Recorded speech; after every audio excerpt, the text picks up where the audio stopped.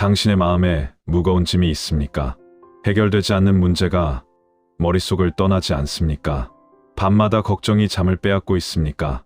오늘 이 영상은 당신의 삶을 완전히 바꿀 하나의 진리를 전합니다. 모든 것을 하나님께 맡기는 순간 당신은 삶 속에서 하나님의 선하신 손길을 경험하게 됩니다. 이것은 막연한 위로가 아닙니다. 수천 년간 성도들이 직접 경험한 영적 진리입니다. 끝까지 함께 하시면 당신이 왜 지금껏 평안을 찾지 못했는지 그 이유를 알게 됩니다. 그리고 오늘부터 어떻게 하나님의 은혜 안에서 쉼을 얻을 수 있는지 구체적인 방법을 얻게 됩니다. 지금 댓글창에 맡깁니다 라고 적어주십시오. 이 한마디가 당신의 신앙 고백이 됩니다. 당신의 선포가 됩니다. 하나님께서 그 고백을 들으십니다. 성경은 분명하게 말씀합니다. 베드로전서 5장 7절. 너희 염려를 다 주께 맡기라. 이는 그가 너희를 돌보심이라. 이 말씀은 단순한 권면이 아닙니다. 하나님의 약속입니다. 당신이 염려를 내려놓을 때 하나님께서 직접 당신을 돌보시겠다는 언약입니다. C.S. 루이스는 이렇게 말했습니다. 하나님께 완전히 항복하기 전까지 우리는 진정한 자유를 경험할 수 없다. 이 위대한 신앙의 선배는 평생을 통해 이 진리를 증거했습니다. 맡김은 포기가 아닙니다. 오히려 가장 강력한 믿음의 행위입니다. 오늘 우리가 나눌 이 메시지는 수천 년 동안 성도들이 걸어온 신앙의 핵심입니다. 아브라함이 걸었던 길이요, 다윗이 노래했던 고백이며 예수님께서 직접 가르쳐 주신 삶의 방식입니다. 첫째, 우리가 스스로 인생을 붙들려 할 때 어떤 일이 벌어지는지 살펴보아야 합니다. 우리는 종종 모든 것을 혼자 해결하려 합니다.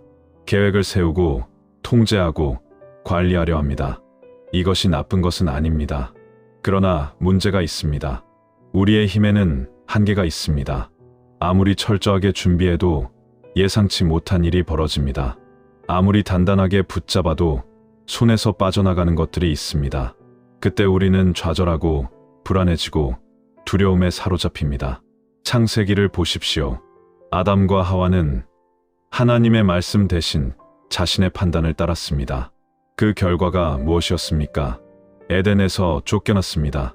그때부터 고통이 시작되었습니다. 솔로몬을 보십시오.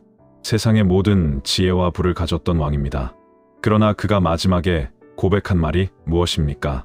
전도서 1장 2절. 헛되고 헛되며 헛되고 헛되니 모든 것이 헛되도다. 세상의 성공과 지혜로는 참된 만족을 얻을 수 없었습니다. 인간의 노력만으로는 지속되는 평안을 찾을 수 없습니다. 잠언 3장 5절에서 6절은 이렇게 말씀합니다.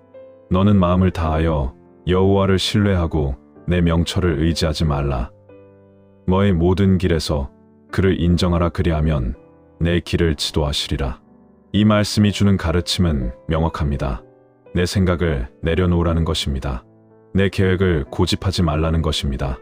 모든 상황에서 하나님을 먼저 인정하라는 것입니다. 그러면 하나님께서 직접 길을 열어주십니다. 지금 당신의 삶에서 스스로 붙들고 있는 것이 무엇입니까? 건강 문제입니까? 자녀 걱정입니까?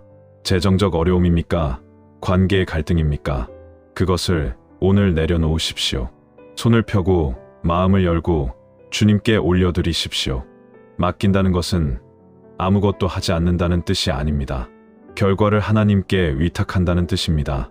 내가 할 수 있는 최선을 다하되 결과는 하나님의 손에 올려드리는 것입니다. 오늘 밤 잠자리에 들기 전 당신의 가장 큰 염려 하나를 하나님께 말씀드리십시오. 하나님, 이 문제를 주님께 맡깁니다. 제가 통제할 수 없음을 인정합니다. 주님의 뜻대로 이루어 주십시오. 이 기도가 당신의 첫 번째 순종입니다.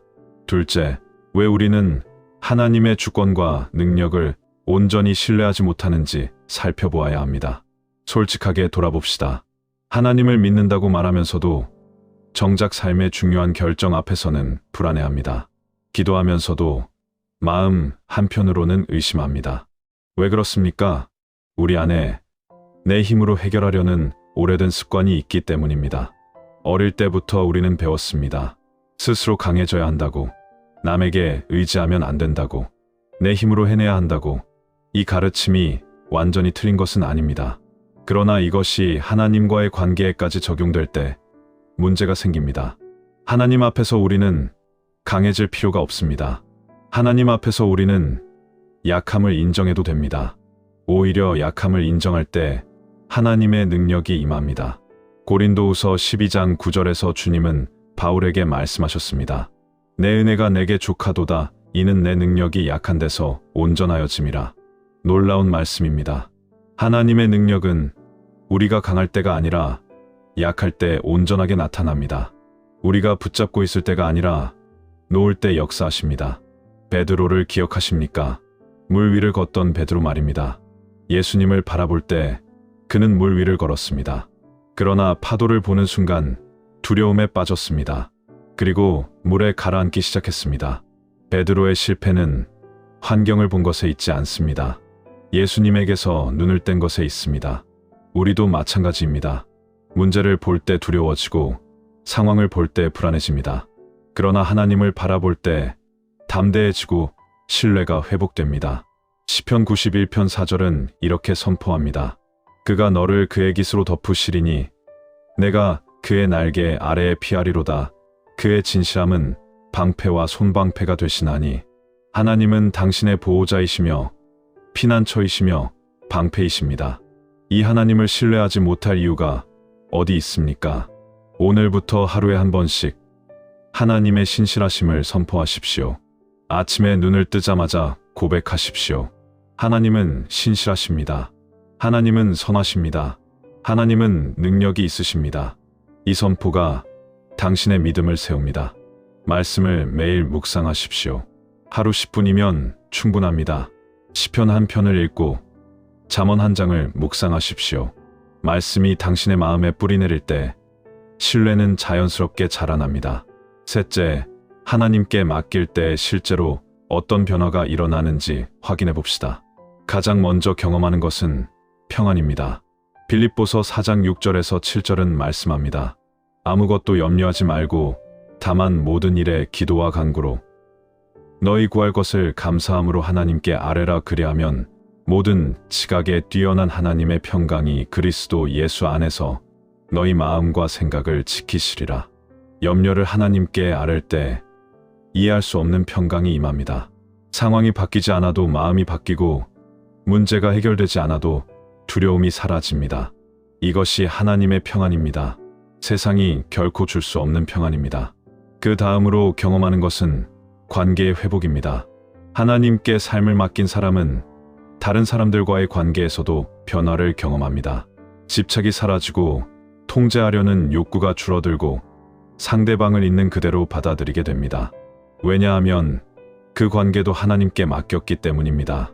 결과를 스스로 책임지려 하지 않기 때문입니다. 또한 하나님의 인도하심을 경험하게 됩니다. 맡긴 사람에게 하나님은 길을 보여주십니다. 막혔던 문이 열리고 예상치 못한 기회가 찾아오고 만나야 할 사람을 만나게 됩니다. 이것은 우연이 아닙니다. 하나님의 섭리입니다. 맡긴 자에게 주시는 하나님의 선물입니다. 성경에서 아브라함을 보십시오. 하나님께서 고향을 떠나라고 하셨을 때 아브라함은 어디로 가는지도 몰랐습니다. 그러나 그는 순종했습니다.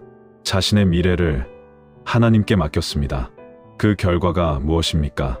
하나님께서 그를 믿음의 조상으로 세우셨습니다. 복의 근원이 되게 하셨습니다. 요셉을 보십시오. 형들에게 팔려 종이 되었고 억울하게 감옥에 갇혔습니다. 인간적으로는 절망적인 상황이었습니다. 그러나 요셉은 원망하지 않았습니다. 끝까지 하나님을 신뢰했습니다.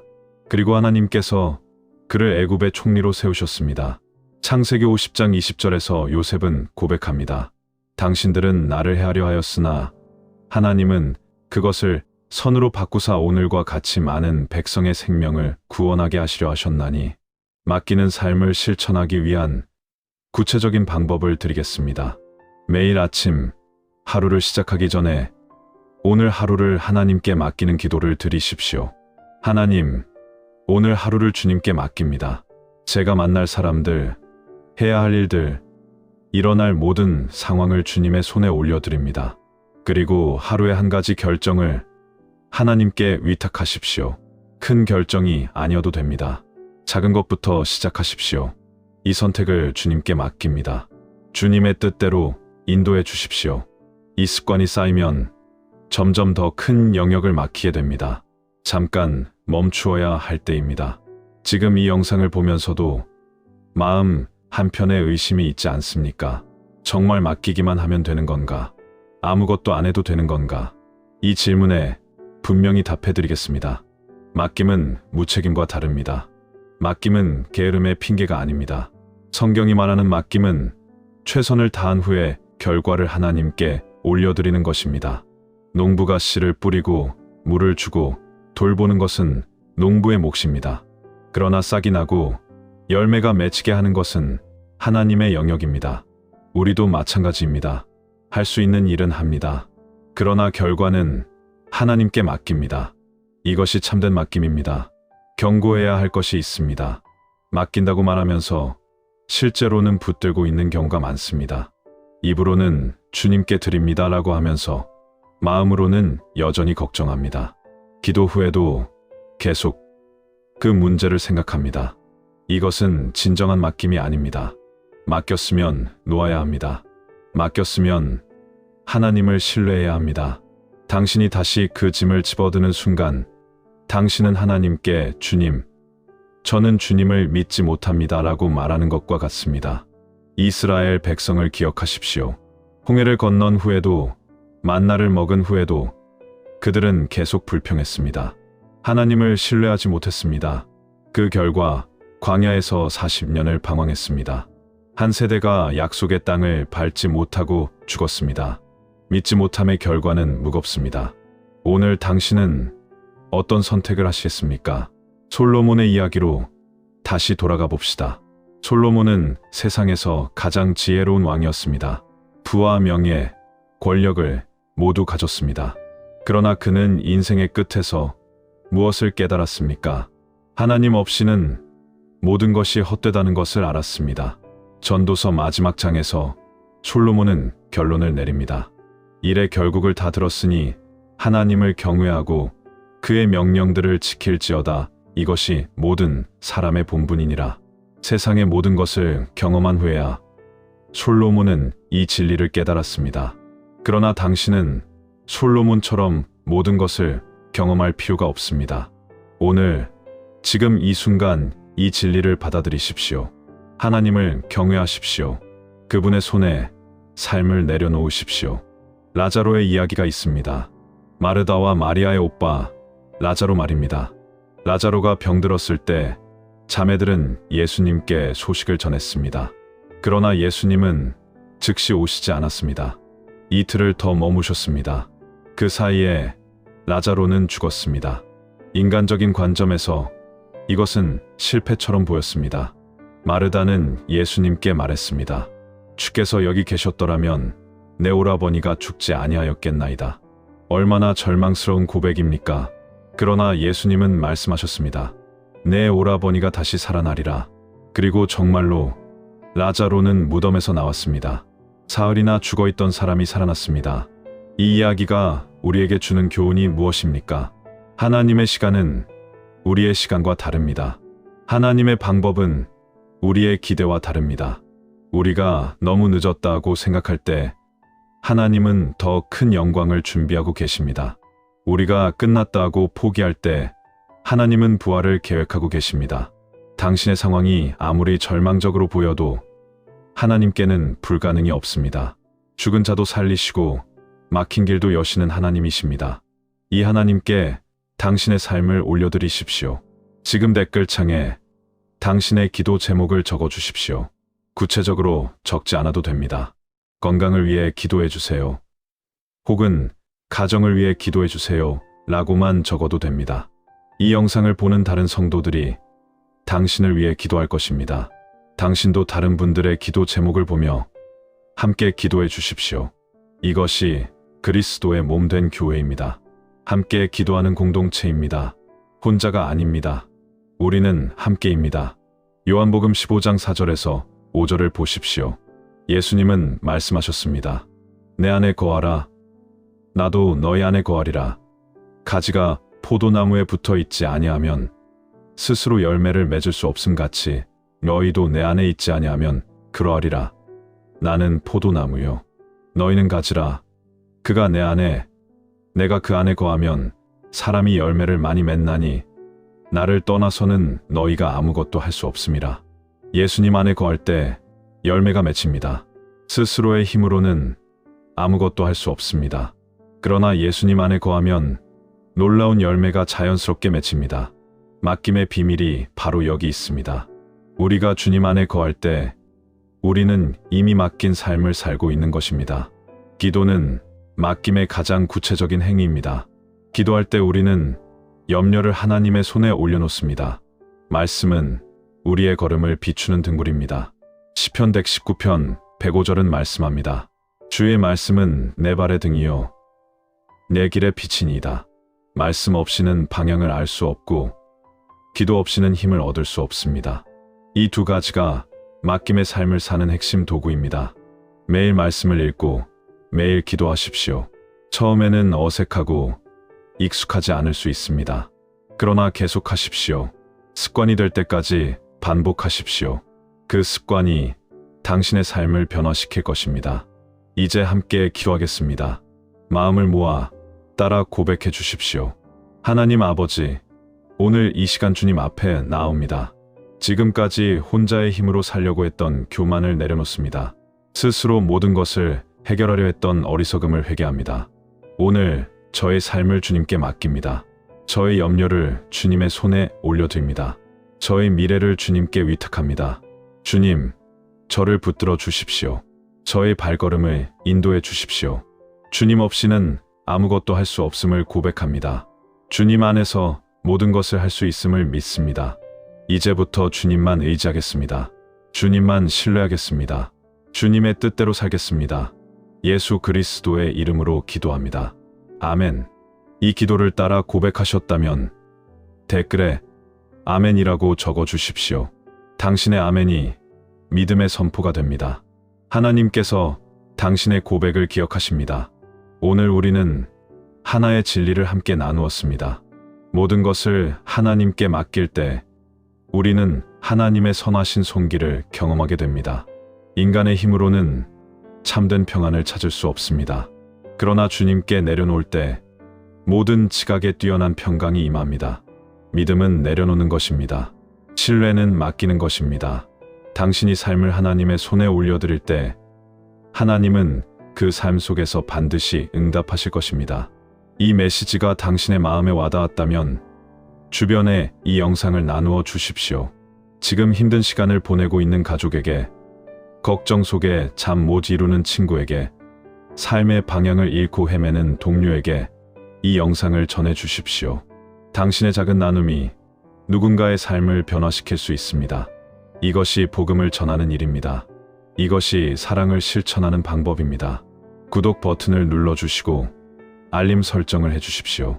매주 당신의 영적 성장을 돕는 메시지를 전해드리겠습니다. 함께 성장하고 함께 믿음의 여정을 걸어갑시다. 마지막으로 다시 한번 선포합니다. 주님께 맡기십시오. 그분은 신실하십니다. 그분은 당신을 사랑하십니다. 그분의 손에 당신의 삶이 있을 때 당신은 모든 순간 속에서 은혜를 보게 될 것입니다. 오늘도 하나님의 평안이 당신과 함께 하시기를 축복합니다.